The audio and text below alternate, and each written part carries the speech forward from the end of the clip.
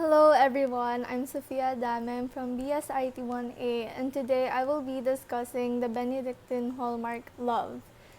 Later on, we'll be asking our guests what love means to them and how they try to find love in all of their neighbors. So now, first, what is love? When I was younger, I thought love was merely just a giddy feeling when you meet someone, butterflies, killing, romance. I used to dream of being in love or experiencing that type of love. But as I grew older and learned, and as I experienced new things, my perception of love has changed. I learned that love is inclusive and a decision. I say this because love can't only be defined or be wrapped up in just a romantic sense. Love can mean your relationship with your family or your friends. It could also mean the passion you put into your work. It can also mean sacrifice. And it can also mean choosing to love the people or your neighbor who have deeply hurt you. With that said, we will now move on to the main topic of today's discussion, which is love as a Benedictine hallmark. To give you a better understanding on what a Benedictine hallmark is, it is basically a set of values or characteristics that are unique to the students and teachers of Benedictine institutions. They are namely love, prayer, stability, conversation, obedience, discipline, humility, stewardship, hospitality, and community. They are known to be influenced by God and the rule of Saint Benedict. These values animate monastic life. They are institutions like San Beda College Alabang aims to mold us students into better people that also imbibes these hallmarks. It is the foundation of what makes us Benedictine students. Today we will be focusing on love of Christ and for neighbor.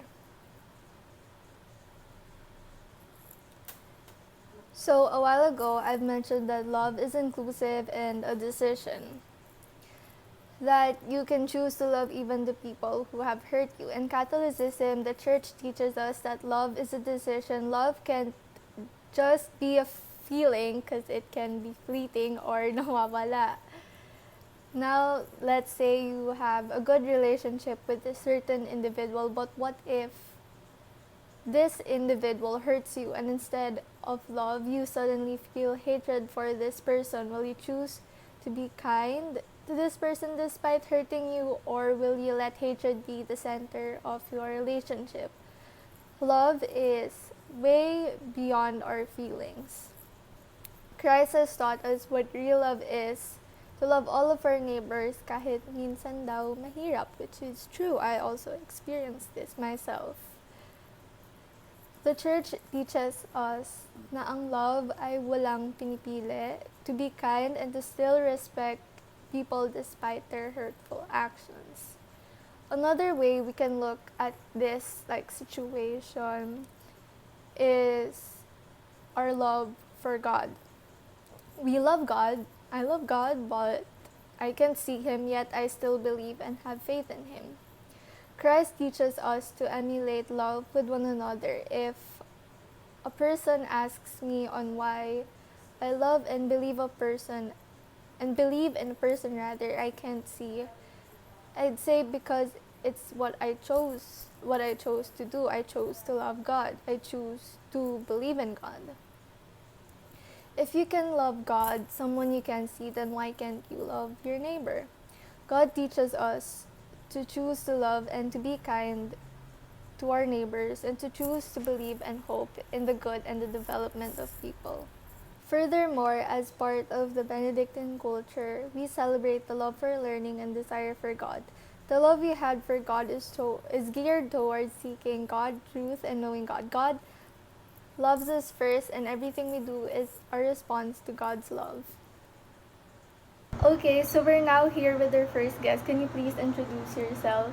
Hi, I'm Joaquin. I'm the brother of Sophia, and today I'll be an interviewee for her today. Okay.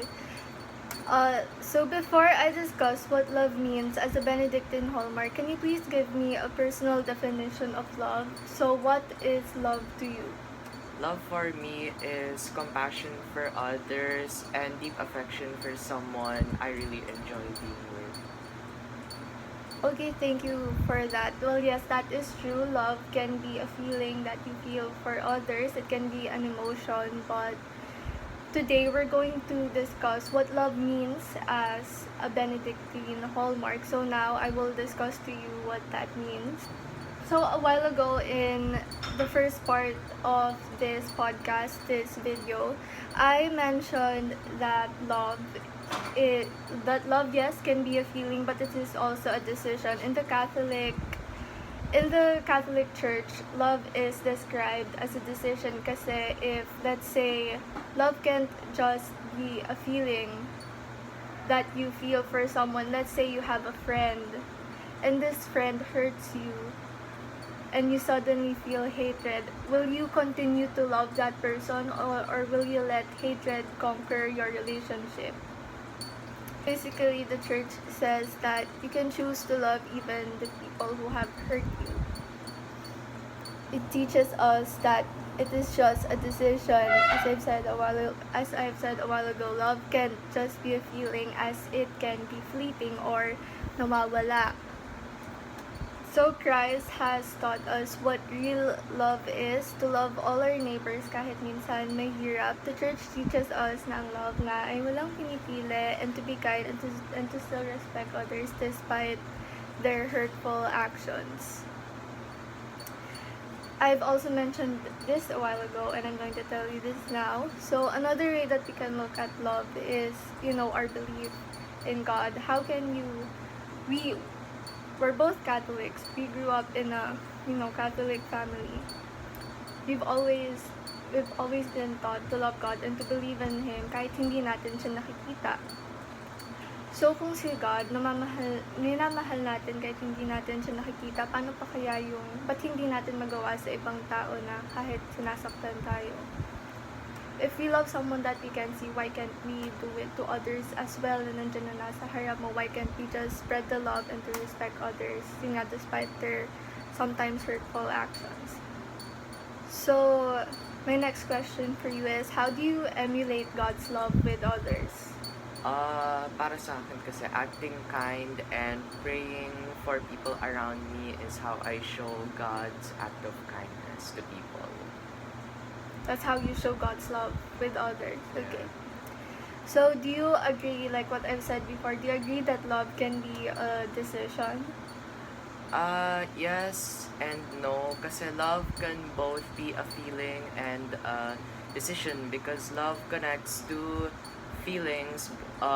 Kunwari, you have deep affection for someone, pero love can also be a decision, because love is a decision to be openly honest with while you're communicating with someone. This does not only mean talking, but also listening. Okay, but do you also believe that love can be a decision in the context na parang you can choose to love others kahit minsan sinasaktan ka nila? Kasi love, No.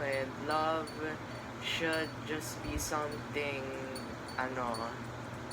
you should feel, and kasi at the end of the day, Oo. we're all gonna forgive each other at the end of the day, so why not just love instead of hate?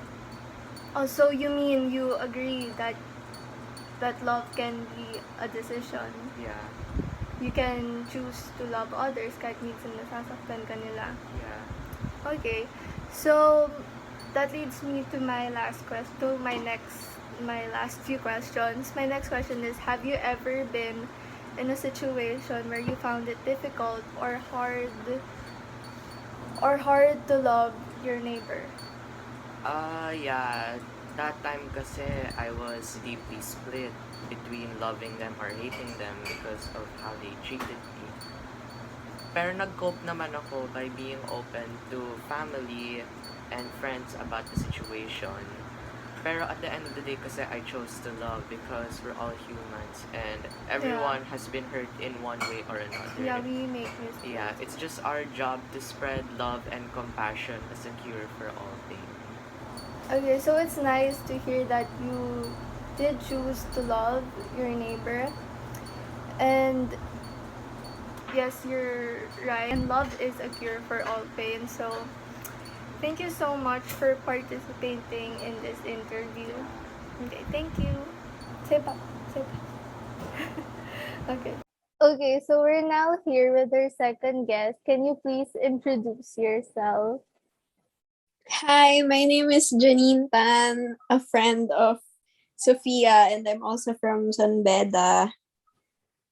Okay, so before I discuss what love means as a Benedictine hallmark, can you please give me a personal definition of love? So, what is love to you?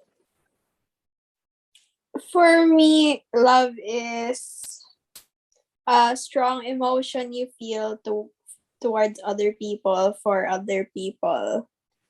Yes, that's right. Love is a feeling, it can be an emotion.